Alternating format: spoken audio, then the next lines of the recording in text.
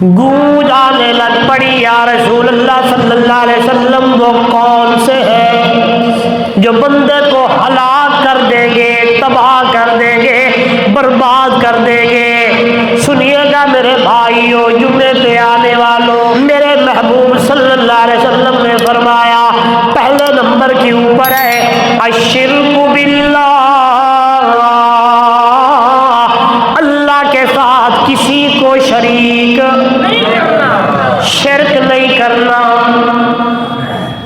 کسی پیغمبر کو، کسی نبی کو، ولی کو، غوث کو، کتب کو، ابدال کو، اللہ کے ساتھ کسی ہستی کو شریک نہیں کرنا، صفات کے اندر، ذات کے اندر، کسی اور چیز کے اندر۔ کیوں یہ جو شرک ہے یہ اللہ کے ساتھ بغاوت ہے، جو رب کا باغی ہو اللہ اسے کبھی معاف نہیں کرے گا۔ وَمَا آتَاكُمُ الرَّسُولُ فَخُذُوهُ وَمَا نَهَاكُمْ عَنْهُ فَانتَهُوا۔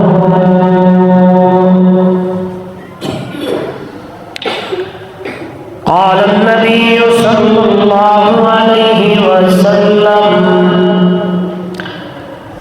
من أحبني فقد أطاعني ومن أطاعني كان معي في الجنة، وكما قال عليه الصلاة والسلام سبحان ربك رب العزة عما يصفون وسلام على المرسلين والحمد لله رب العالمين۔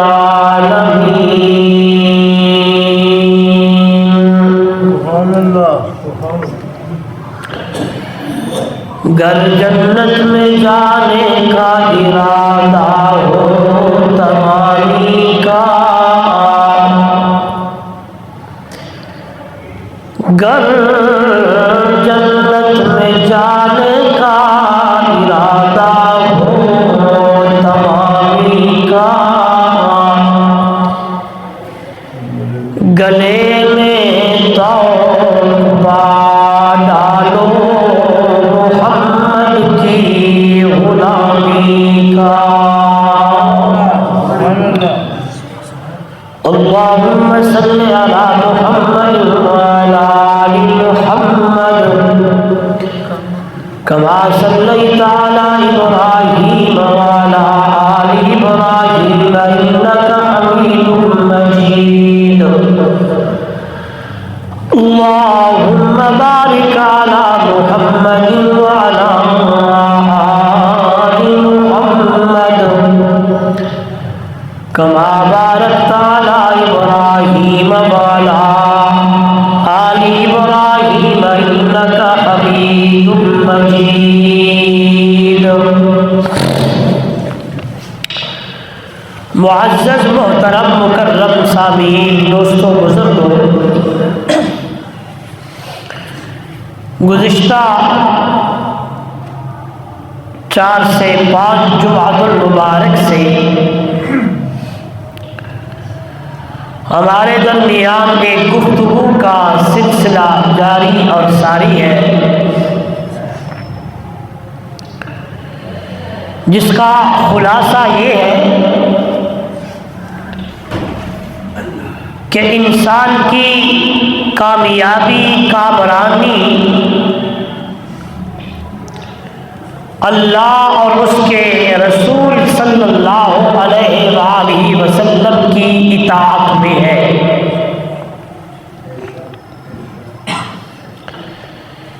جس انسان نے زندگی کے شب و روز،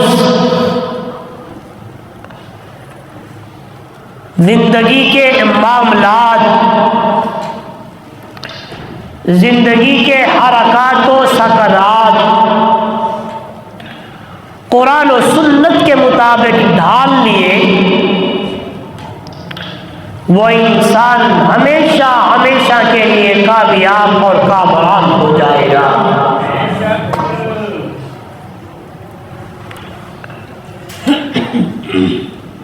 بلکہ گزشتہ جمعۃ المبارک پر میں نے ایک جملہ آپ کے سامنے رکھا تھا،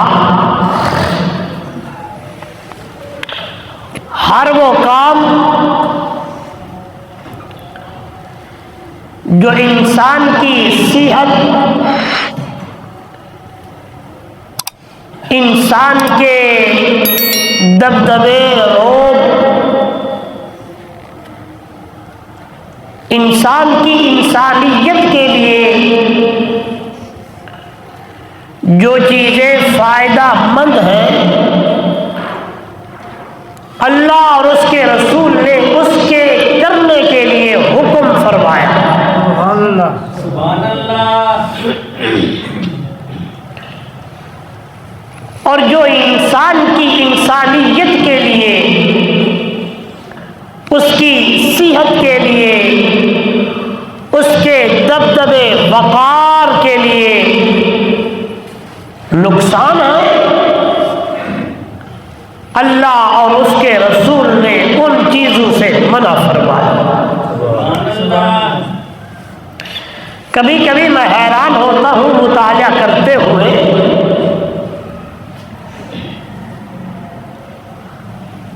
کہ واقعاتاً 100% نہیں، 1000 بھی نہیں، بلکہ جتنی فیصد آپ کا دل کہنا چاہے کہہ سکتے ہیں کہ انسان کی انسانیت کی صحت اور وقار کے لیے جو چیزیں فائدہ مند ہیں، قرآن بھی اس کے لیے حکم فرما رہا ہے اور میرا محبوب بھی اس کے لیے آدر جاری فرما رہا ہے۔ سبحان اللہ، سبحان۔ چند مثالیں میں نے گزشتہ جمعۃ المبارک پر دی تھی اور آخر میں ایک حدیث چھوڑی تھی کہ آپ صلی اللہ علیہ وسلم نے فرمایا 7 گناہ، 7 عمل، 7 کام، 7 کرتوت ایسے ہیں جو انسان کو ہلاک کر دیں گے، تباہ اور برباد کر دیں گے۔ اللہ کے پیارے پیغمبر صلی اللہ علیہ وسلم نے صرف اپنی پیاری زبان سے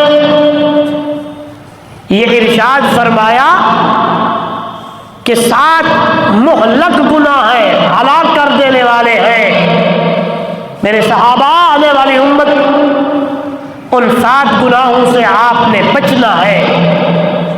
بس اللہ کے محبوب نے یہ ارشاد فرمایا، جتنے صحابہ بیٹھے تھے ان میں سے 1 نہیں، 2 نہیں، حدیث کے جو الفاظ ہیں، میں عربی عبارت بھی پڑھتا ہوں، جتنے صحابہ بیٹھے تھے تمام صحابہ بیک زبان پوچھنے لگ گئے، یا رسول اللہ وہ کون سے ہیں؟ بے شک، کیونکہ فکر تھی نا، ہمیں فکر نہیں ہے، ایمان تھا، تقویٰ تھا، اللہ کا ڈر تھا، اللہ کا خوف تھا۔ یہاں سے جو ارشادات صادر ہوتے، قربان جاؤں وہاں میرے محمد کے صحابہ پوچھنے بھی لگتے اور عمل کر کے دنیا کو دکھا دیا۔ سبحان اللہ۔ یہ ساری بات ہوتی ہے ڈر کی، تقوی کی۔ ابو بکر صدیق رضی اللہ تعالیٰ عنہ بیٹھے ہیں، ایک تنکا اٹھا لیا، تنکا،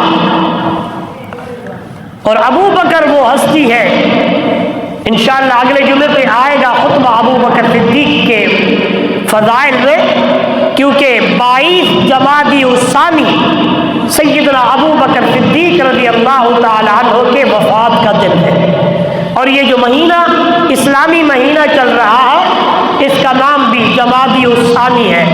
آنے والا رجب، پھر شعبان، اس کے بعد بختے والا رمضان۔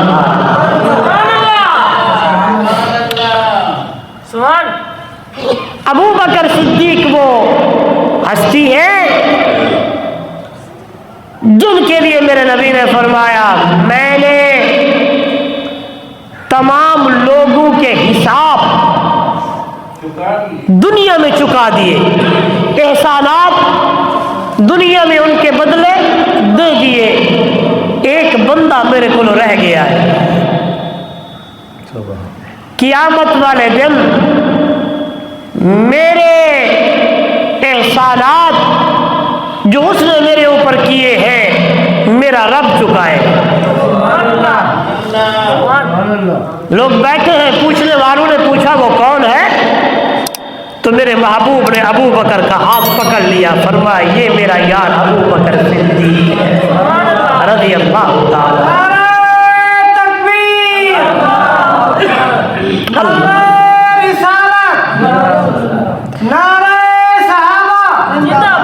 توجہ، سبحان اللہ، تنکا ہے، تنکا تنکا اٹھاتے ہوئے فرمانے لگ گئے ابو بکر تو یہ تنکا ہوتا،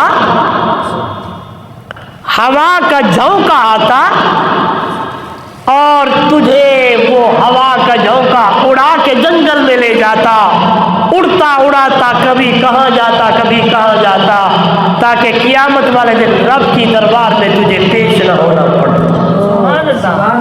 مقام کتنا ہے، شان کتنا ہے، مرتبہ کتنا ہے، لیکن اللہ کا ڈر،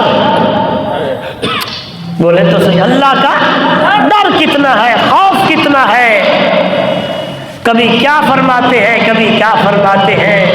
حضرت عثمان رضی اللہ تعالیٰ عنہ روزانہ صبح سویرے قبرستان کا رخ کرتے، قبر کے سرہانے کبھی کدھر کبھی کہاں بیٹھ کے اتنا روتے کہ داڑھی مبارک آنسو کے قطروں سے تر ہو جاتی۔ پوچھنے والوں پوچھتے عثمان بڑے بڑے تذکرے ہوتے ہیں، اتنا نہیں روتے؟ فرمایا یہی تو سیڑھی ہے، جو یہاں کامیاب ہو گیا وہ ہمیشہ کے لیے کامیاب ہو جائے۔ اس طرح چل پڑا تو وہ بات رہ جائے گی۔ آئیے، امام الانبیاء صلی اللہ علیہ وسلم نے فرمایا اجتنبوا السبع الموبقات،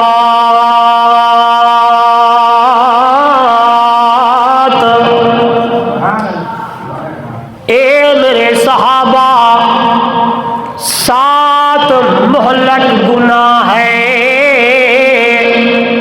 ان سے بچنا تمہارے لیے ضروری ہے، بچنا ہے ہر قدم پر، ہر صبح ہر شام ہر منٹ میں ان 7 مہلک یعنی ہلاک کر دینے والے گناہوں سے اپنے آپ کو بچانا ہے۔ اجتنبوا السبع الموبقات، 7 ہلاک کر دینے والے گناہوں سے تم نے بچنا ہے۔ بس اللہ کے محبوب صلی اللہ علیہ وسلم نے یہی الفاظ فرمائے، صحابہ اٹھ کھڑے ہوئے اور کہنے لگے قالوا وما ہن یا رسول اللہ صلی اللہ علیہ وسلم۔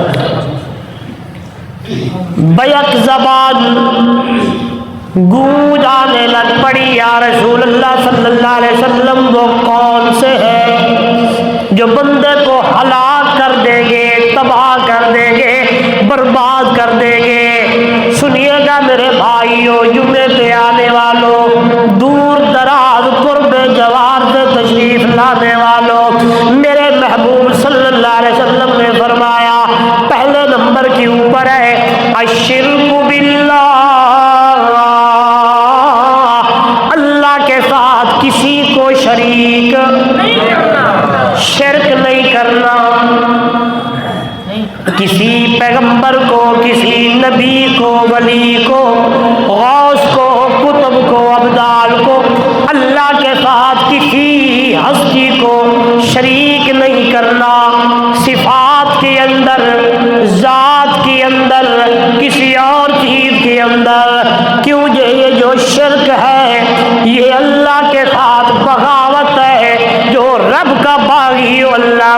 کبھی معاف نہیں کرے گا، بلکہ قرآن مقدس کے اندر اللہ نے اعلان کر دیا ہے ان اللہ لا یغفر ان یشرک بہ ویغفر ما دون ذلک لمن یشاء۔ پکی بات ہے او دنیا والوں، ان اللہ بے شک اللہ لا یغفر نہیں معاف کرے گا ان یشرک جس نے اللہ کے ساتھ کسی کو شریک کیا۔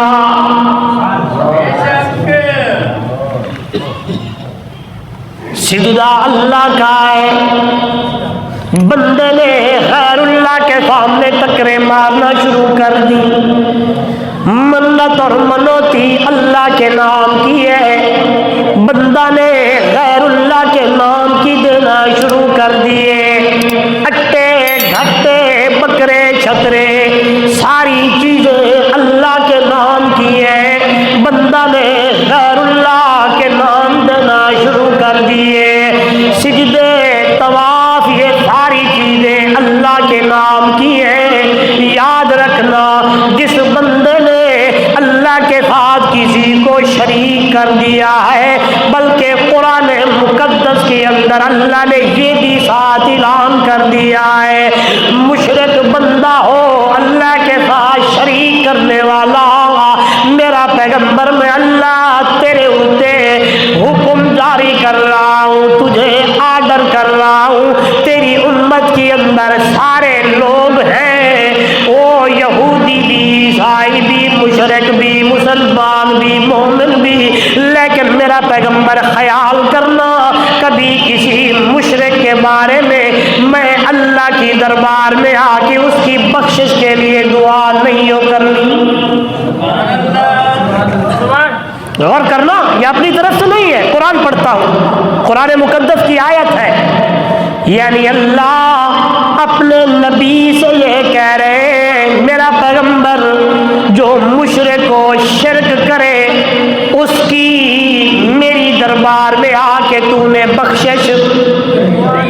بخشش کے لیے دعا نہیں مانگنی۔ آئیے 8واں پارہ ہے، سورہ نام ہے، اللہ کا قرآن ہے، ما کان للنبی والذین آمنوا ان یستغفروا للمشرکین، نہیں ججتا نہیں چھکتا نہیں چاہیے، ما کانا نہیں ہونا چاہیے، للنبی نبی کے لیے اور ایمان والوں کے لیے، ان یستغفروا یہ کہ بخشش مانگے، معافیاں مانگے، استغفار کرے کہ لوگوں کے بارے میں، ان یستغفروا للمشرکین جن لوگوں نے اللہ کے ساتھ شرک کیا ہے، اللہ کے ساتھ شریک کرتے رہے ہیں۔ اللہ کا قرآن کہتا ہے اگرچہ وہ قریبی رشتہ دار بھی کیوں نہ ہو، اگرچہ وہ بلڈ ریلیشن اس کے ساتھ بھی کیوں نہ ہو، ما کان للنبی والذین آمنوا ان یستغفروا للمشرکین ولو کانوا اولی قربا، اگرچہ تیرے رشتہ دار بھی کیوں نہ ہوئے، میرا پیغمبر میں اللہ حکم کر رہا ہوں جس بندے نے میرے ساتھ شریک کیے ہیں اس بندے کے لیے تو نے میری دربار میں اس کے لیے بخشش کی دعا نہیں مانگنی۔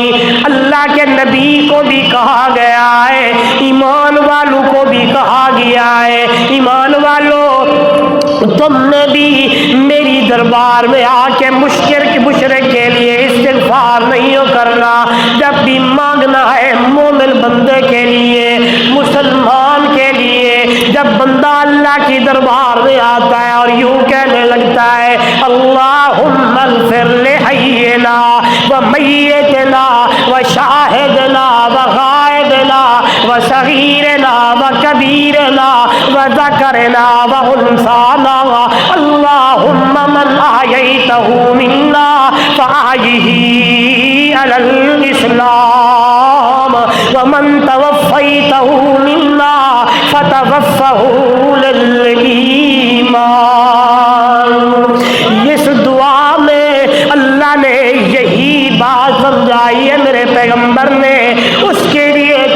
بخشش مانگنی ہے. اللہم اغفر لحینا، اللہ زندہ جو ہے انہیں معاف کر دے، ومیتنا ہمارے جو میت ہیں انہیں بھی معاف کر دے، وشاہدنا جو آئے کھڑے اللہ انہیں بھی معاف کر دے، وغائبنا جو نہیں آ سکے اللہ انہیں بھی معاف کر دے، وصغیرنا جو چھوٹے ہیں بچے ہیں انہوں بھی معاف کر دے، وکبیرنا جو بڑی عمر کے ہیں اللہ ان کو بھی معاف کر دے، وذکرنا مردوں کو بھی اللہ معاف کر دے. اللہ قربان جاواں میرے نبی نے کتنی سونی دعا سکھائی ہے، کتنی پیاری دعا سکھائی ہے، جن میں زندہ بھی آئے، جن میں مردہ بھی آئے، جن میں حاضر بھی آئے، جو نہیں ہے وہ بھی آ گئے. قربان جاواں جو چھوٹے وہ بھی آ گئے، جو بڑے وہ بھی آ گئے، مرد بھی آ گئے، عورتیں بھی آ گئی، باقی کوئی بچہ ہی کوئی نہیں ہے. لیکن اگلی بات میرے نبی نے سمجھا دی ہے، بخشش اس کے لیے مانگنی ہے. وَمَن تَوَفَّيْتَهُ مِنَّا فَتَوَفَّهُ لِلْإِيمَانِ، جس کی موت ایمان یعنی توحید کی حالت میں ہوئی ہو، مشرک اگر ہے تو اس کے لیے بخشش کوئی نہیں ہے. بات سمجھ آ گئی؟ جو اللہ کے ساتھ شریک کرتا ہے اللہ کبھی اسے معاف، بلکہ قرآن ہے، پڑھا کرے قرآن کو. میں اکثر جمعے پہ بھی ادھر ادھر ملک کے طول و عرض میں جہاں بھی جاتا ہوں اپنے دوستوں ساتھیوں سے کہتا ہوں 24 گھنٹے میں سے 10 منٹ نکال. کتنے؟ 10 منٹ اور ایک رکوع قرآن کو ترجمے سے پڑھ. میں کہتا ہوں وہ انگریز جو رب کو بھی نہیں مانتے، رب کے حبیب کو بھی نہیں مانتے، جو دہریہ قسم کے ہیں، اکثر وہی انگریز وہی کافر جب انہوں نے قرآن کا مطالعہ کیا، قرآن پڑھنا شروع کر دیا. آپ پڑھے لکھے لوگ بیٹھے ہیں سنتے اور پڑھتے رہتے ہیں، وہ فلانا انگریز تھا وہ سائنسدان، جب قرآن کا مطالعہ کیا ایمان کی دولت سے مالا مال ہو گیا، اس نے کلمہ پڑھ لیا. کیونکہ قرآن ہدایت والی کتاب ہے. 15 پارہ سورہ بنی اسرائیل پہلا رکوع ختم ہونے کو ہے، اعلان ہو گیا ان ھذا القرآن یہدی للتی ہی اقوم. اے میرے بندو میں نے تمہارے لیے اسی قرآن کے اندر ہدایت رکھ دی ہے. اقوم ہدایت قرآن سے تمہیں ملے گی. قرآن پڑھو، قرآن دیکھو، قرآن سنو، ترجمے سے پڑھو. اور میں قسم اٹھا کے کہتا ہوں اللہ کہہ رہا ہے وَلَقَدْ يَسَّرْنَا الْقُرْآنَ لِلذِّكْرِ فَهَلْ مِن مُدَّكِرٍ. مجھے اللہ ہون دی قسم ہے، یعنی اللہ کہہ رہا ہے مجھے اللہ ہونے کی قسم ہے، ہم نے قرآن کو حضور کی امت کے لیے آسان کر دیا ہے. جب بندہ قرآن پڑھے گا، قرآن کے قریب آئے گا، قرآن کو دیکھے گا، اندر جس ویلے قرآن گھر کرے گا تو میں اللہ اپنی رحمت سے اسے ہدایت کی دولت سے مالا مال کر دوں گا. قرآن کیا کہتا ہے؟ مشہور آیت ہے، مشہور جملہ ہے، اور یہی قرآن کے الفاظ مدارس میں بھی، سکول میں بھی، کالج میں بھی، یونیورسٹی میں بھی، ہر جگہ یہی بات سمجھائی جا رہی ہے کہ ان الشرک لظلم عظیم. شرک بڑا ظلم ہے. ان الشرک پکی بات ہے او دنیا والوں، بے ظلم عظیم، بڑا ظلم ہے، بڑا گناہ ہے، بڑا ظلم ہے. کیونکہ اس بندے نے میں اللہ کے ساتھ جو چیز میری لیے تھی اس نے غیر کے نام کے کر دی ہے. زبان میں نے دی، اس نے غیر اللہ کے نام کے گیت گائے. ماتھا میں نے دیا، زمین میں نے بجائے میری زمین پہ جھکانے کے اس نے غیر اللہ کے سامنے جھکانا شروع کر دیا ہے۔ آئیے قرآن میرے سامنے، پہلے حدیث پڑھنا چاہتا ہوں، حدیث کے بعد اللہ کا قرآن پڑھنا چاہتا ہوں۔ ایک صحابی ہے جو بڑے بڑے رئیس اور بادشاہوں کی دربار سے ہوتے ہوئے آئے، کیا دیکھتے ہیں؟ جو بھی بندہ آتا ہے اپنے بادشاہ کو سجدہ کرتا ہے، جو بھی آتا ہے جھک جاتا ہے۔ دیکھتے رہے، تکتے رہے، ذہن میں یہ بات بٹھا لی یہ تو دنیا کے بادشاہ ہیں جن کا مقام کوئی نہیں ہے، میرا نبی تو دنیا اور آخرت کا بادشاہ ہے، میرا نبی تو نبی ہے۔ اللہ دل میں بات بٹھا لی، میں جب جاؤں گا اپنے محبوب کی خدمت میں، وہاں جا کے اپنے آقا کو، اپنے پیارے پیغمبر کو سجدہ کروں گا۔ کیا کروں گا؟ میرے ساتھ بولے، کیا کروں گا؟ سجدہ کروں۔ لیکن صحابی تھے، کوئی کام اپنے استاد، اپنے پیر، اپنے مرشد سے پوچھے بغیر عمل، بولے تو صحیح، نہیں کرتے تھے۔ جو ہی آئے میرے نبی کی خدمت میں، آتے ہی پوچھنے لگتے ہیں، یا رسول اللہ صلی اللہ علیہ وسلم، میں شاہی درباروں سے ہو کے آ رہا ہوں، جو بھی بندہ آتا اپنے بادشاہ کو سجدہ کرتا، میں نے دل میں یہ بات بٹھا لی یہ کون ہے؟ میرا نبی تو نبی ہے، میرا پیغمبر تو پیغمبر ہے، جس کا شان، مقام، مرتبہ اتنا اعلیٰ، اتنا بلند۔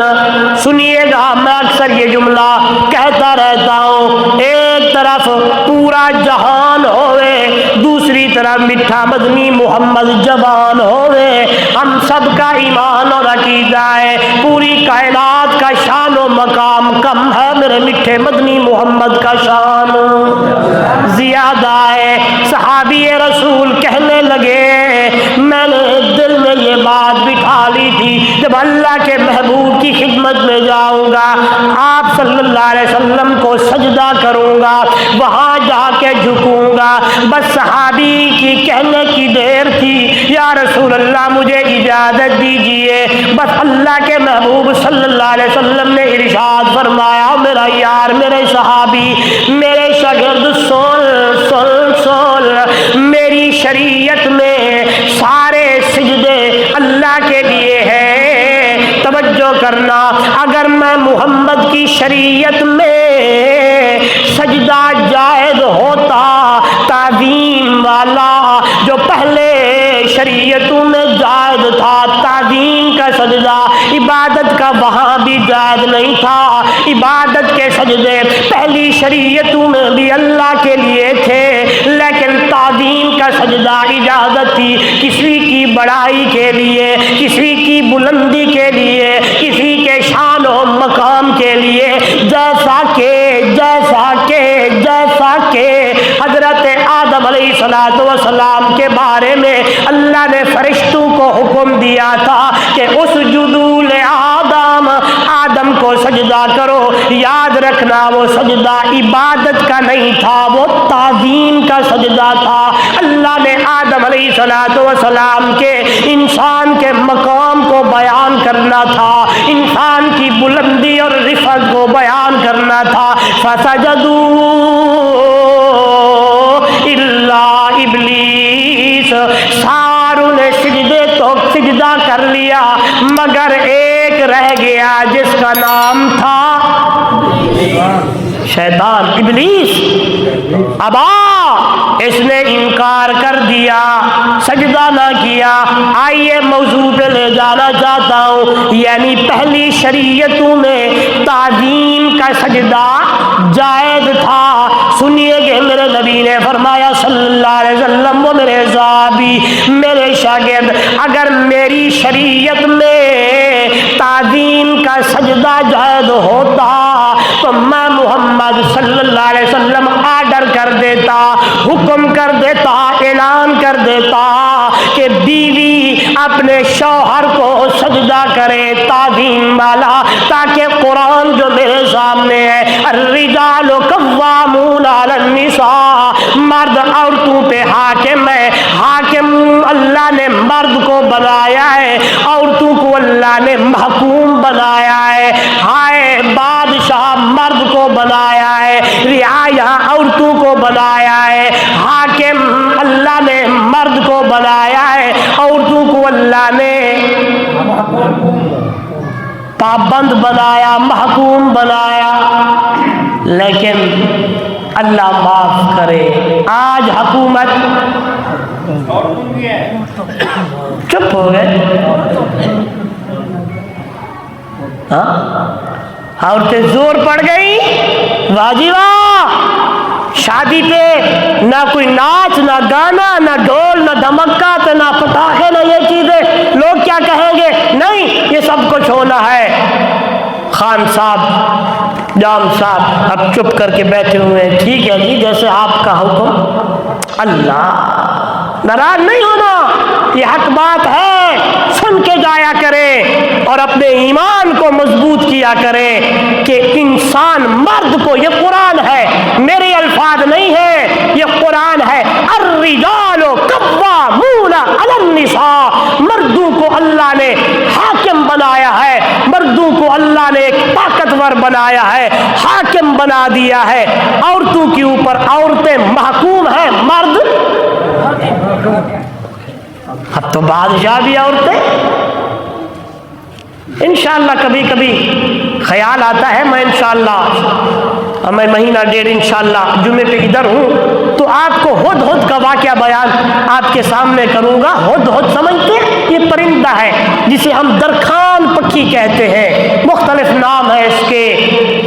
یہ حضرت سلیمان علیہ السلام کے زمانے میں آپ کو اللہ نے بڑی سلطنت دی تھی، جن چرند پرند یہ سارے حضرت سلیمان علیہ السلام کے تابع تھے، اور آپ حاضری لیا کرتے تھے۔ حاضری جس طرح سکول میں، کالج میں، مدرسوں میں رجسٹر ہوتا نا حاضری کا، اللہ کے پیغمبر نے حاضری لی تھی اور ہدہد نہیں تھا۔ آپ نے کہا ہدہد کہاں گیا؟ ہماری الہدہد ام کان من الغائبین، یہ ہدہد ادھر ہے یا نہیں ہے یا کہیں غائب ہے؟ اب آئے کوئی صحیح بات اس نے میرے سامنے کوئی اپنا عذر صحیح پیش کیا تو ٹھیک ہے، لَأُعَذِّبَنَّهُ عَذَابًا شَدِيدًا أَوْ لَأَذْبَحَنَّهُ أَوْ لَيَأْتِيَنِّي بِسُلْطَانٍ مُبِينٍ، اگر اس نے صحیح بات کی تو ٹھیک ہے، ورنہ میں اس کے پرو کو یا اسے ذبح کر دوں گا۔ جو ہی ہدہد دیکھ دو کے واپس آیا نا تو جو ہی پہنچا تو آگے بقایا لوگ یعنی تھے پرندے چرندے، انہوں نے کہا آج حاضری ہوئی ہے تو کوئی نہ ہمیں، آج تیرے ساتھ ہونا کیا ہے؟ بس یہ واقعہ قرآن میں ہے، زور سے بولے یہ واقعہ، سارے بولے سارے، یہ واقعہ قرآن میں ہے کہ قصے کی کتاب میں نہیں ہے۔ جو ہی ہدہد سے اللہ کے نبی نے پوچھا، اللہ کے پیغمبر کے سامنے ہدہد کہنے لگا، سونا اللہ کے پیغمبر، میں ایک جگہ سے آ رہا ہوں جہاں دو خرابیاں ہیں۔ کتنی؟ دو خرابیاں ہیں، ایک مذہبی خرابی ہے، ایک سیاسی خرابی ہے۔ اللہ کے پیغمبر حیران ہو گئے، وہ ہدہد کیا کہہ رہا ہے؟ جی اللہ کے پیغمبر، دو خرابیاں، مذہبی خرابی یہ ہے اللہ کو چھوڑ کر سورج کی عبادت کرتے ہیں، سیاسی خرابی یہ ہے مردوں کو چھوڑ کر عورت حکمرانی کر رہی ہے۔ تو کیوں نہ کہوں ساڑے کولو تو رکھان پکھی بھی مضبوط ہے، ہم سے تو پرندہ بھی مضبوط ہے جس کا عقیدہ کتنا ہے۔ انشاءاللہ کبھی اگلا جمعہ میں سیدنا ابو بکر صدیق رضی اللہ تعالی عنہ کے فضائل پہ پڑھانا ہے، اگر آپ جلدی آئے تو بات سمجھ آئے گی۔ تو عرض کر رہا تھا مرد کیا ہے؟ بولے مرد کیا ہے؟ اللہ نے آپ کو مجھے سب کو مردوں کو حاکم بنایا تو ہم حاکم بن کے دکھائیں. یہ نہ ہو کہ جو ہے ان کے عورتوں کی باتوں میں آ کے, کیونکہ ان کا مکر بھی قرآن کہتا ہے ان کیدکن عظیم, بڑا مکر ہے, قرآن بولتا ہے.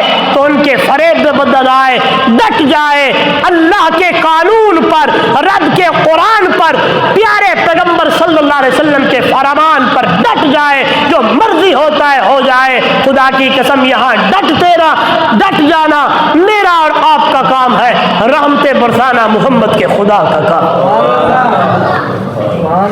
اللہ میرے نبی نے فرمایا,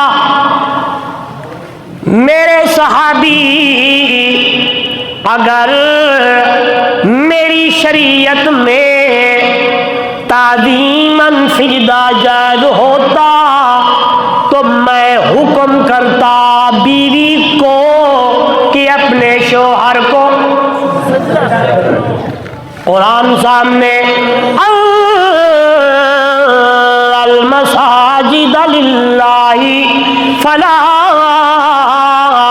تدعوا مع اللہ احدا. پکی بات ہے دنیا والوں, اب سارے سجدے تعظیم کا ہوئے, عبادت کا ہوئے, تلاوت کا ہوئے, سارے سجدے اب ایک اللہ کے لیے ہے. اللہ کے ماں سوا کسی اور کا سجدہ, قبر کا سجدہ, حجر کا سجدہ, پیر و مرشد کا سجدہ, ماں باپ کا سجدہ, چھوٹے بڑے کا سجدہ, قبروں اور مزارات پہ سجدے. یاد رکھنا میں ایک بات آپ کے جھولی میں ڈالنا چاہتا ہوں, اللہ ہم سب کو ہدایت کی دولت سے مالا مال کرے.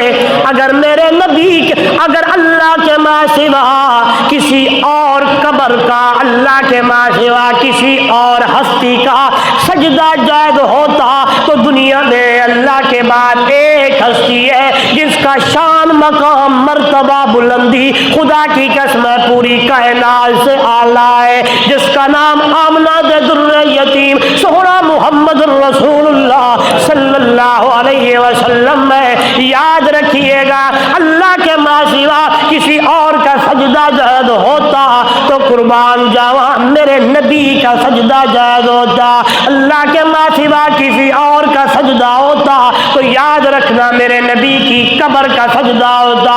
لیکن اللہ کے محبوب وفات سے پہلے, روح نکلنے سے پہلے دعائیں مانگ کر چلے گئے. لعن اللہ الیہود والنصارى اتخذوا قبور انبیائہم مساجدا.